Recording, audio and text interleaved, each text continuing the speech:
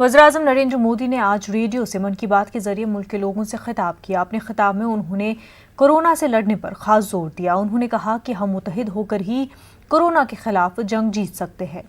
Unlock 1 के हवाले से उन्होंने कहा कि अब मजीद चौकस रहने की जरूरत है। इस मौके पर उन्होंने कोरोना वॉरियर्स की सेवा शक्ति को भी सलाम किया। प्यारे देशवासियों, नमस्कार। कोरोना के प्रभाव से हमारी मन की बात भी अछूती नहीं रही है। जब मैंने पिछली बार आपसे मन की बात की थी, तब पैसेंजर ट्रेनें बंद थी, बसें बंद थी, हवाई सेवा बंद थी। इस बार बहुत कुछ खुल चुका है। श्रमिक स्पेशल ट्रेनें चल रही हैं, अन्य स्पेशल ट्रेनें भी शुरू हो गई हैं। तमाम सावधानियों के साथ हवाई जहाज उड़ने लगे हैं। धीरे धीरे उद्योग भी चलना शुरू हुआ है, यानी अर्थव्यवस्था का एक बड़ा हिस्सा अब चल पड़ा है, खुल गया है। ऐसे में हमें और ज्यादा सतर्क रहने की आवश्यकता है। 2 गज की दूरी का नियम हो, मुंह पर मास्क लगाने की बात हो सके तो वहां तक घर में रहना हो, ये सारी बातों का पालन, उसमें जरा भी ढिलाई नहीं बरतनी चाहिए। देश में सबके सामूहिक प्रयासों से कोरोना के खिलाफ लड़ाई बहुत मजबूती से लड़ी जा रही है। जब हम दुनिया की तरफ देखते हैं तो हमें अनुभव होता है कि वास्तव में भारतवासियों की उपलब्धि कितनी बड़ी है। हमारी जनसंख्या ज्यादातर देशों से कई गुना ज्यादा है। हमारे देश में चुनौतियां भी भिन्न प्रकार की हैं, लेकिन फिर भी हमारे देश में कोरोना उतनी तेजी से नहीं फैल पाया जितना दुनिया के अन्य देशों में फैला। कोरोना से होने वाली मृत्यु दर भी हमारे देश में काफी कम है। जो नुकसान हुआ है उसका दुख हम सबको है, लेकिन जो कुछ भी हम बचा पाए हैं वो निश्चित तौर पर देश की सामूहिक संकल्प शक्ति का ही परिणाम है। इतने बड़े देश में हर एक देशवासी ने खुद इस लड़ाई को लड़ने की ठानी है। ये पूरी मुहिम पीपल ड्रिवन है।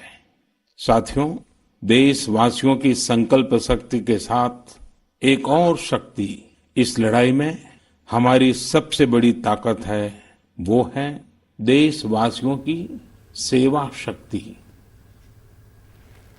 कोरोना की वजह से पूरे मुल्क में गुज़िश्ता 2 महीनों से ज्यादा वक्त से जारी लॉकडाउन को अब सिर्फ कंटेनमेंट जोन तक महदूद करके उसकी मुद्दत में 30 जून तक तौसी कर दी गई है। कंटेनमेंट जोन के बाहर के इलाकों में मुख्तलिफ सरगर्मियों पर चौथे मरहले में नाफिज पाबंदियों को मरहलावार तरीके से हटाने का फैसला किया गया है। वज़ारत दाखिला ने इस ज़िम्न में नए रहनुमा खतूत जारी किए हैं। कुछ अहकामात के साथ कंटेनमेंट जोन के लिए खुसूसी रहनुमा हिदायत भी जारी की गई है। मुल्क में लॉकडाउन पर नए रहनुमा खतूत वज़ारत दाखिला ने जारी किए हैं। अनलॉक 1 से हुई है शुरुआत, कंटेनमेंट जोन में जारी रहेगा लॉकडाउन। कंटेनमेंट जोन के बाहर मरहलावार तरीके से मिलेगी छूट। 1 जून से 30 जून तक के लिए नए रहनुमा खतूत।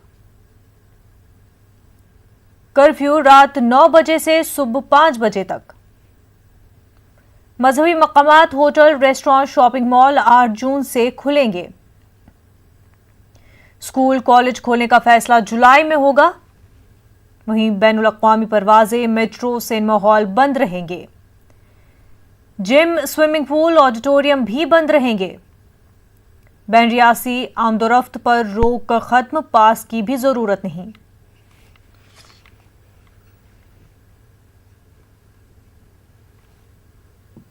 सरकार ने देश में 5वें लॉकडाउन की घोषणा कर दी है। 5वां लॉकडाउन जो है वो 1 जून से लेकर 30 जून तक होगा, या कहें कि अनलॉक 1.0 की घोषणा कर दी है। जैसे कि अब धीरे धीरे फेज वाइज मैनर में सरकार ने पूरे देश को खोलने का निश्चय किया है। उसमें एक बहुत महत्वपूर्ण कदम जो है वो है धार्मिक स्थलों को खोलने को लेकर। सरकार ने 8 जून से सभी धार्मिक स्थलों को खोलने का निर्णय कर लिया है।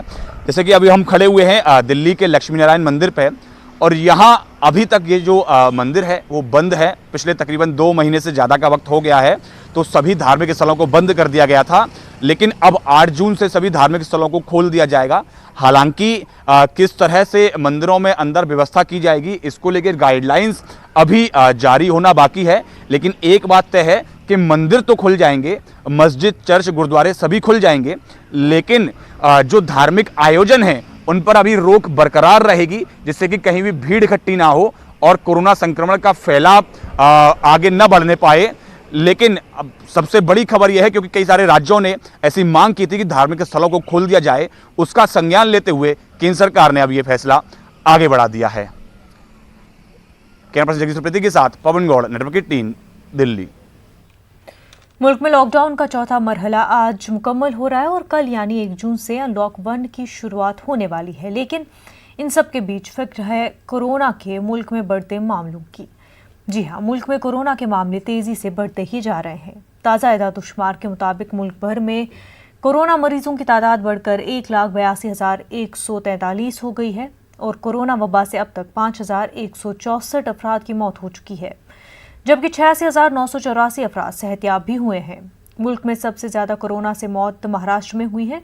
महाराष्ट्र में अब तक 2,197 अफराद की जानें जा चुकी है, जबकि कोरोना से होने वाली हलाकतों के मामले में गुजरात दूसरे नंबर पर है। गुजरात में अब तक कोरोना से 1,007 लोगों की जानें जा चुकी है।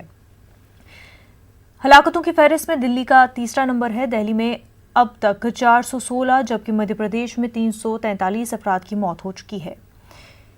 वहीं मगरबी बंगाल 5वें पायदान पर है। मगरबी बंगाल में अब तक 309 लोगों की कोरोना की वजह से मौत हो चुकी है।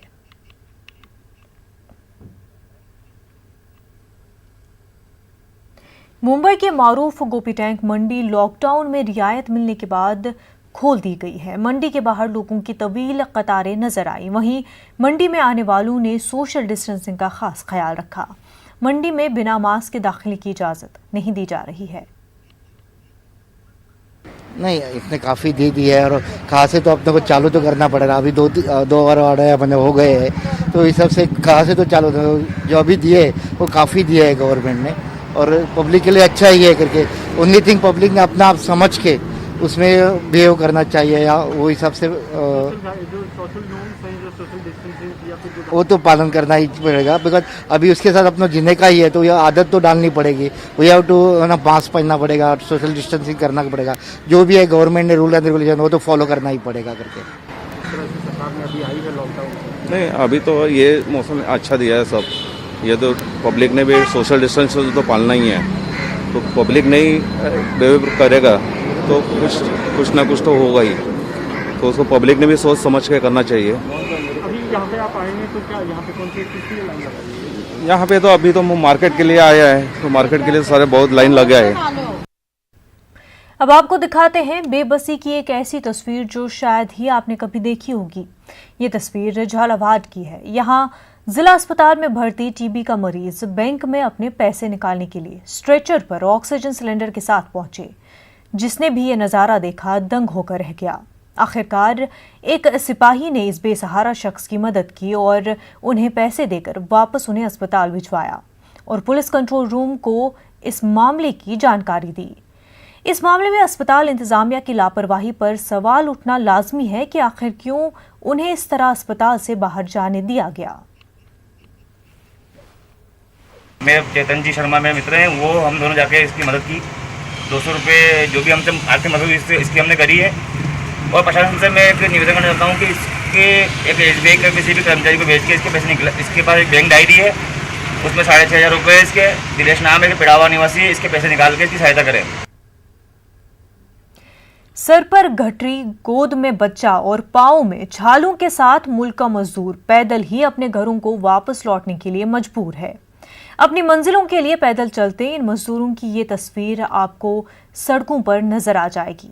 ट्रेन और बस का इंतजाम न होने से मायूस ये मजदूर अब अपनी बीवी बच्चों के साथ सैकड़ों किलोमीटर का सफर पैदल ही तय करने के इरादे से निकल तो पड़े हैं, लेकिन उनकी मंजिल दूर ही नहीं बल्कि मुश्किल भी है। ऐसे में कई समाजी और सियासी शख्सियात ने आगे बढ़कर इन मजदूरों की मदद करने की कोशिश की है। मेरठ के साबिक MLA और वजीर यूपी हुकूमत शाहिद मंजूर ने ऐसे मजबूर लोगों को मेरठ से दिल्ली और गाजियाबाद स्टेशन तक पहुंचाने के लिए गाड़ियों का इंतजाम किया और खाने पीने की अशिया भी मुहैया कराई। घर वापसी के लिए मजदूरों के जाने का सिलसिला रुक नहीं रहा है। हालांकि मेरठ में ट्रेन का 2 बार ट्रेनें चली हैं, लेकिन उसके बाद से ट्रेन का कोई शेड्यूल नहीं है। लेकिन जो बसें हैं वो भेजी जा रही हैं, उनका भी लेकिन शेड्यूल तय नहीं है। लेकिन जो मजदूर बाहर से आ रहे हैं उनको समाजी तंजीमें और सियासी लोग जो हैं वो कुछ ना कुछ उनकी मदद कर रहे हैं, उनको पानी देने का काम कर रहे हैं या कुछ खिलाने का, खाने के पैकेट्स दे रहे हैं। इसके साथ ही उनको कुछ रास्ते तक, दूरी तक जो गाड़ियों का इंतजाम हो जाता है उनको भेजने का भी काम कर रहे हैं। शाहिद भाई, किस तरह से ये लोग आपको मिले और कैसे मदद की? अभी मैं घर से बाहर निकल रहा था मेन रोड पर, क्योंकि मैं दिल्ली रोड पर रहता हूँ। तो ये लोग अपने बच्चों के साथ में सर पे सामान लेके और ये पैदल जा रहे थे। मैंने वैसे इत्तेफाक से पूछ लिया कि भाई कहाँ के रहने वाले हो? बोले हम छत्तीसगढ़ के हैं। कहाँ जा रहे हो? कि छत्तीसगढ़ जा रहे हैं। पैदल जा रहे हो? कि हाँ पैदल जा रहे हैं। तब मैंने कहा चलिए आप रुको, देखते हैं कोई व्यवस्था कराते हैं।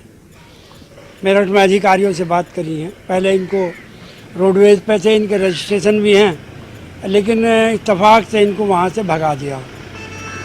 अब कहने सुनने के बाद में अब अधिकारियों ने दोबारा कहा है कि इनको वहीं रोडवेज बस अड्डे पर भेजो, मैं वहीं से इनका इंतज़ाम कराते हैं। अब क्या इंतज़ाम होगा मैं नहीं समझ रहा कि सरकार कोई इंतज़ाम करने में सक्षम है। सरकार कहने में ज़्यादा है, करने में कम है। और अगर करने में कम ना होती तो पहला लॉकडाउन हुआ, फिर दूसरा लॉकडाउन हुआ, फिर तीसरा हुआ, चौथा हुआ। चौथे लॉकडाउन तक भी इन गरीब मज़दूरों को घर पे पहुंचाने का अभी तक कोई संपूर्ण व्यवस्था इनकी नहीं हो पाई है मज़दूरों की। कहने को कुछ भी कहते रहो, लेकिन लग नहीं रहा कि सरकार कोई व्यवस्था कर पा रही है। इससे इनकी स्थिति को देख के सुबह से लेकर शाम तक मेन रोड पर रहने का यही हो रहा है कि इनको बराबर निकलते हुए देख रहे हैं। तकलीफ़ भी होती है, दुख होता है, बीमार हैं। झूठे आश्वासनों से जनता ज़्यादा दुखी है। जो लोग जहाँ पर रह रहे हैं, अगर ये झूठे आश्वासन ना हो कि आपके लिए व्यवस्था हो गई है, खाने की व्यवस्था है, पीने की, तो सामाजिक संस्थाएं और ज़्यादा इनका बोझ उठाएं और पॉलिटिकल लोग और इनको मदद करने की कोशिश करें। जब एक तरफ सरकार कहती है कि हम व्यवस्था करते हैं तो लोग अपने थोड़ा कमज़ोर हो जाते हैं, पीछे पड़ जाते हैं। हम लोग पिपरी खेरे से आ रहे हैं जी। हम लोग गांव जाने सर, अपना गांव पश्चिम बंगाल। अच्छा। कुछ भी हमें आज रात 10 बजे ट्रेन है धनखर से। अच्छा। तो हमें वो खरकोदा थाना गया, वहाँ से बोला वो जाओ स्टेशन जाओ, बस अड्डे में, वहाँ तुम्हें स्टेशन चौका दो है। तो स्टेशन में आया तो पूछो, बोला यहाँ से कोई बस ना जाने का ना अड्डा। तो हम पैदल निकला। हमें दिक्कत है, हमें आज कल हमारी ट्रेन है सर। हमें जैसे भी हो कल हमें स्टेशन पहुंचना है सर, अन्य हमारी ट्रेन छूट जाएगी। फिर दोबारा अब 1 महीना बाद ही ट्रेन मिलेगा और टिकट भी 1 महीना बाद कह रहे हैं, उससे पहले नहीं मिलेगा। कहाँ गए आप? हमें जी न्यू कुछ बिहार के हैं, पश्चिम बंगाल के। बिहार के